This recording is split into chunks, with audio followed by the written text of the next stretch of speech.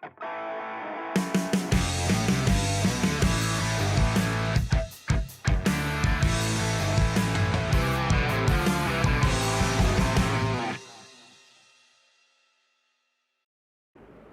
and welcome back to Throttle Up. Now today we are going to review the Skoda Slavia Style Sunroof variant, which is essentially the topmost variant. But before jumping on to the review, a special thanks to Berkeley Skoda Panchkula Industrial Area Phase 1 for providing us the cars and providing all the necessary support by the amazing staff and the very courteous managers. In case you're interested in any of the Skoda cars, do visit this showroom because the staff will guide you through all the features and the offers which Skoda has to offer. So now, without further ado, let's get straight into the review of the Skoda Slavia and see what all does it have to offer. Now the Skoda Slavia comes in 4 variants, namely Active, Ambition, Style and Style Sunroof. The Style Sunroof is the fully loaded variant with 4 engine options available: 1 litre TSI manual, 1 litre torque converter automatic, 1.5 TSI with manual and 1.5 TSI with a DSG automatic. Now mind you that there's a huge difference between the pricing of the different engine options within the same variant itself. A 1 litre manual for the Style Sunroof is around 14,40,000 ex showroom, whereas the 1.5 automatic for the Style Sunroof is around 18,40,000 ex showroom. So there's a difference of 4 lakhs within those engine options itself. So that was for the pricing and the engine options that you get. Now the first impression about the Slavia is, and I think you all would agree with me, is that it's a mini Octavia. From the front, from the back, to the side, Octavia has been the iconic sedan for Skoda in the Indian markets, and then Slavia, I think, aims to replicate the same impact when it comes to the Indian audience at a relatively lesser cost, although they do offer the Octavia as well, which is around 30 lakhs. But with the rising demand of the cars between 10 to 20 lakhs, I think that is the reason why Skoda is going for this segment, where Honda City, Hyundai Creta, Kia Seltos and Hyundai Verna have made a huge mark for themselves, being priced in the same price bracket. So now Slavia has a good enough chance to eat up that market share with their premium positioning, premium build quality, and most importantly for the customers to have the experience of owning a European car. Now after the first impressions, let's look at the key fob of the car. You get a black key fob with 3 buttons: lock, unlock and tailgate opener. You get this very Skoda-ish and Volkswagen-ish button to pop out the key and the Skoda logo on the other side. Now coming to the front profile, which is for me the highlight of this design, you get a chrome surround grille with this black slat design which is open for ventilation, and I love the exact size of this because it's not too big, not too small. It's exactly the right size. You get an air dam with this bumper which is finished in body color, so no different dual tone skid plate given, which is nice because this is a sedan. You get a very Octavia-ish looking LED projector, halogen in turn indicators, and this is the LED DRL. This is how it looks like when it's lit up. You get this LED DRL which is sort of L-shaped, LED projectors. The usage of these chrome lines to reflect the white light is so damn smart. The design team who designed this definitely deserves a promotion. Now coming to the bottom, you get halogen fog lamps with this chrome garnish, and again that hexagonal plastic black finish which you also get on the Kushak. So this was for the front profile. Now coming to the engine, this is the 1 litre 3-cylinder petrol TSI married to a automatic gearbox. This produces a maximum power of 115 PS and a max torque of 178 Newton meters. The engine is open at the bottom, as you can see, and there's not much plastic cladding on the engine itself, and there's no insulation on the bonnet itself. Although bonnet is on the heavier side, so that might reduce the cabin noise, but there's no insulation dedicated to that bonnet. The engine is however neat looking, but no plastic usage to cover that. Now coming to the side profile, it's a sedan, so it has to be long, and it is really long. The side profile is exactly what you would expect from a Skoda sedan. The Slavia is 4,541 mm long and has a wheelbase of 2,651 mm, which is very similar to that of its competitors. Now one thing that I particularly like is that rear is a bit on the higher side and it's low slung at the front, so you get this very good looking and very well proportioned design. Now talking about the individual design elements, you get Skoda written right there on the fender with this chrome boomerang surrounds. You get turn indicators on the ORVM. There's no puddle lamp on the outside rearview mirror, but you get those in body colored. The door handles are typically Volkswagen Skoda with the request sensor right there, which is a button. It's a mix of the body color and the chrome. The door sill is completely finished in chrome in this variant, and you get a piano black shark fin antenna as well. This fuel lid is on the right, and it's very neatly designed with this door cut running up right in the center of that fuel lid. Now this is a dual tone 16-inch alloy wheel, which is a 205/55 R16. The disc brakes and the caliper is also visible and adds to that dual tone appeal of this wheel. You get the dual tone alloys in only the Style and the Style Sunroof variant. Look at this and tell me it doesn't resemble the Octavia. I dare you. I double dare you. This is very similar to Octavia, and I particularly love that.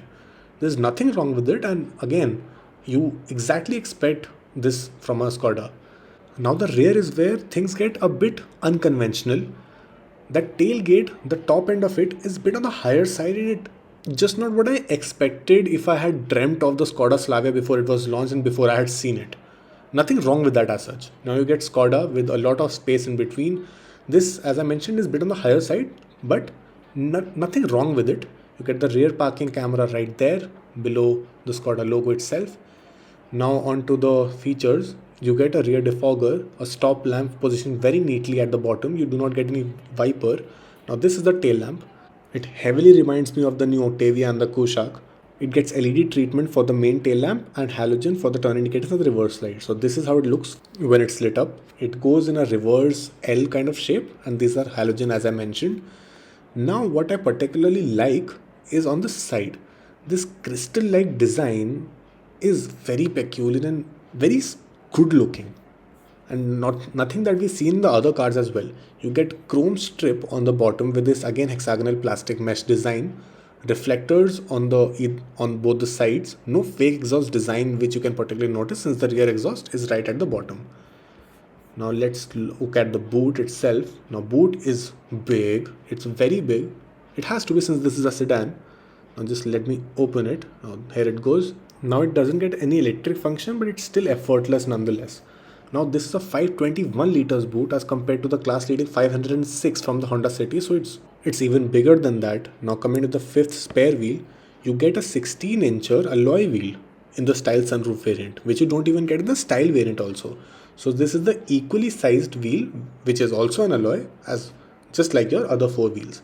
Now that was for the boot. Now unlike the Octavia or the Superb, only the boot goes up and down when you open it, and it does not open with the rear glass as well, unlike the Octavia and the Superb.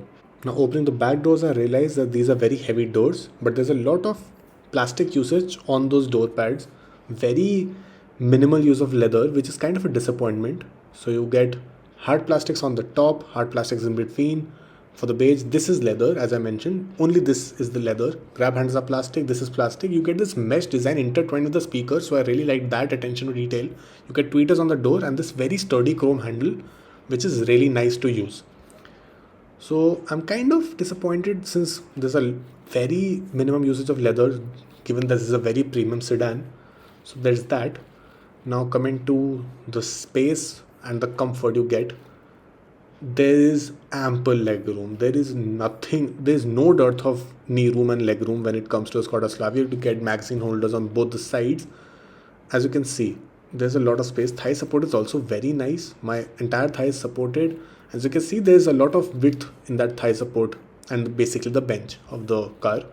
Now you get 3 adjustable headrests with the armrest in between, which is again finished in leather. Since this is the topmost variant, all of it is finished in leather when it comes to the upholstery. Now coming to the other bits, that cram handle cut is what I definitely like. So much attention to detail. It does not come out of the roofline, rather it goes inside it. Now in the cabin lamps, these are LEDs, so there is white treatment which is offered on the Skoda Slavia. It's right there on the top of the back seat itself, so it provides decent illumination, so to say. The recline angle is also great. AC vents are just like your any other Skoda with this piano black surround and this chrome usage on the sliders of that AC vents. You get 2 Type-C USB sockets, but there's no space to keep your stuff in. The hump is definitely there, but not too high, so that would not cause any discomfort. Now this is the dashboard. I love the design. Very German, very Skoda, but they have still played around with a lot of colors and elements which do give that an innovative appeal. Now this, as the variant name itself says, is the sunroof variant, so you get a sunroof, which is however not a panoramic sunroof. Now let's jump to the front seat. Overall, when it comes to the rear seat, I'm impressed with the space that they have given. The recline angle is nice, the cushioning is very nice. So overall, a very good place to be in. Now the front door design is also very similar to that of the back door, but you get this piano black surround treatment around the door handles, which is a really nice touch. But again, a lot of hard plastics. Hard plastics. Oh no, this is a little bit softer. It's a plastic, but still on the softer side. This is finished in leather. The grab handle is completely plastic. Again, the mesh design intertwined with the speaker. This is the piano black surround I was talking about, with this very mesh and matte design, which is on the back side of that chrome handle. Love the attention to detail. It looks very nice and very charming. Now the power window buttons are also very nice to use. The outside rear view mirrors are electrically adjustable and also auto foldable. Now the tweeters on the behind are on the door itself, but the tweeters are not there on the doors. They're on the A pillars. Now you do not get any electrical adjustment for the seat. This is for the backrest, this is for the height support. There's no electrical adjustment, which is kind of a disappointment since this is almost an 18 lakhs ex-showroom car. You get a proper dead pedal, and since this is an automatic at 2 pedals, there's this very nicely put cubby hole which opens very nicely, closes very nicely, has a very good feedback to it. Look at this is very nice, very premium. Headlight levelers and adjusters, since this is a Skoda. You get round AC vents, which is very peculiar to Skoda. You don't normally see that in a Skoda. This is Skoda written right there on the instrument cluster, with this goldenish bronze line which is running across the dashboard. Now this is the MID and the steering wheel that greets you. This is an all digital 7-inch instrument cluster. Now we'll look at the instrument cluster first. It's very neat, but it only gets the speedometer at the front. As you can see, there's no tachometer, there's no dual dial display which is on offer, which is kind of a disappointment to me, because either you can see the digital speed, or you can see the digital speedometer, or you can see the digital tachometer. When you open the doors, there's a proper digital display that comes in. The left side is for your temperature, the right side is for your fuel gauge, as you can see on the extreme left and right. Now these 3D lines add to the theatrical appeal of that instrument cluster, just like in the headlights as well. 2-spoke steering wheel with the chrome surrounds running across those 2 spokes. Leather wrapped steering with this chrome and piano black finish as well.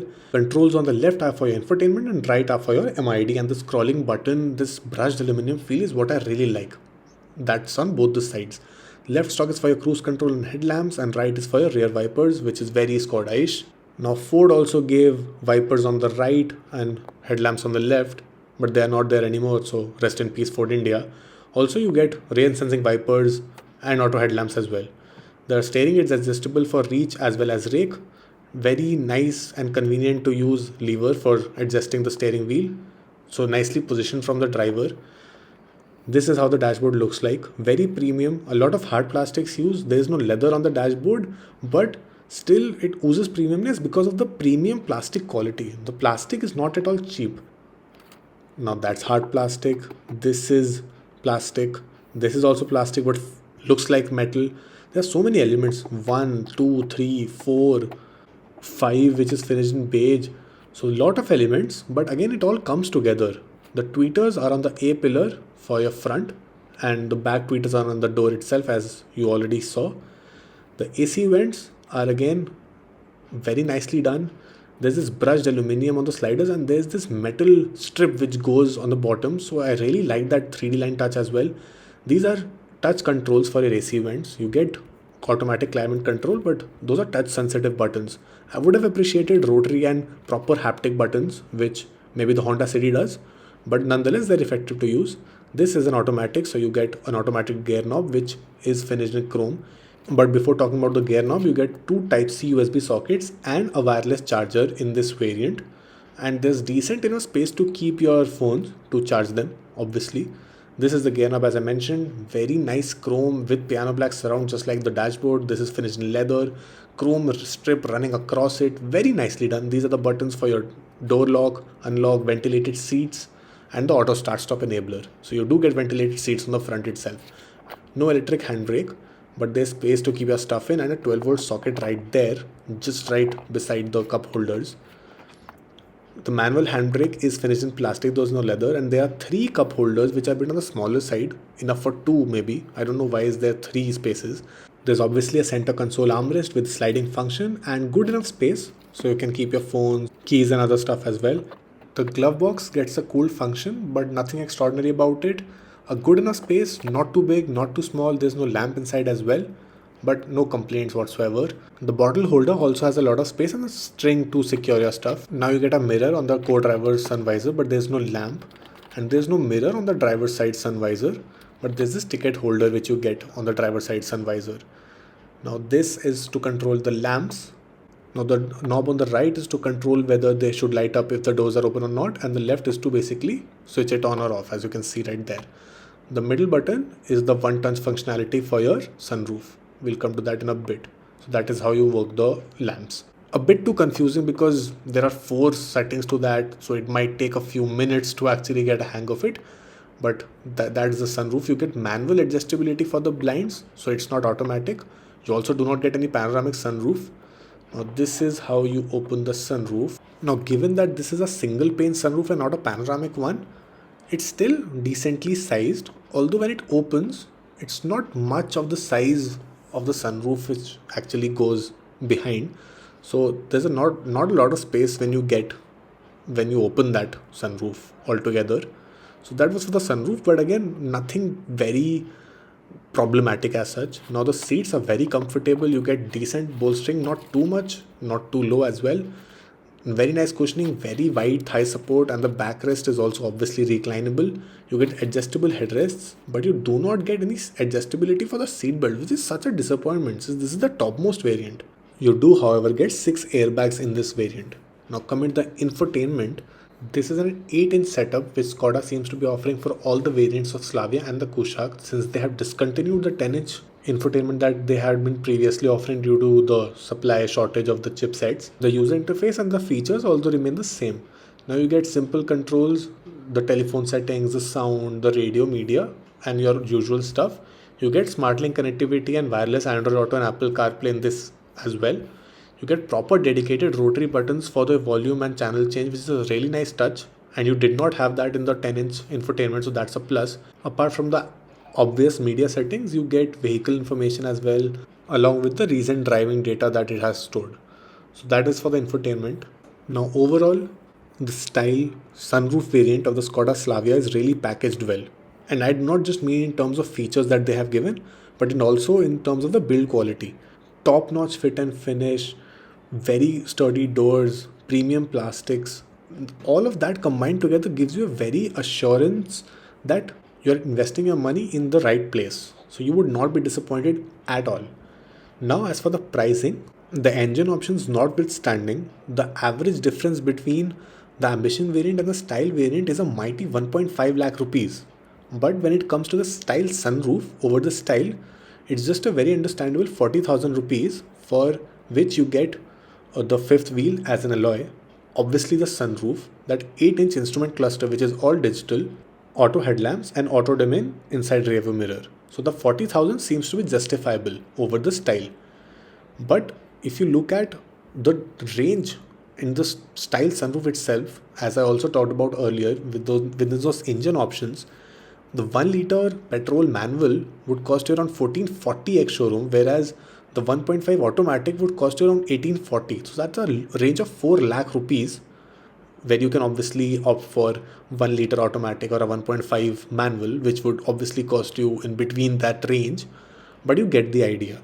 Now in terms of the option which you should choose for, I'll say Style Sunroof makes for a very good proposition, since if you go for the 1 liter manual, it has all the features, and at an ex showroom of 1440, it is bit on the pricier side, but then again, you're buying a Skoda, so you should be prepared for it. As for the engine options and a preference, if you have to make a choice in there, I'll still say if you're going for a 1.5, it's better to stick to the manual, since the automatics are DSG and it has some kind of reliability issues in the long term.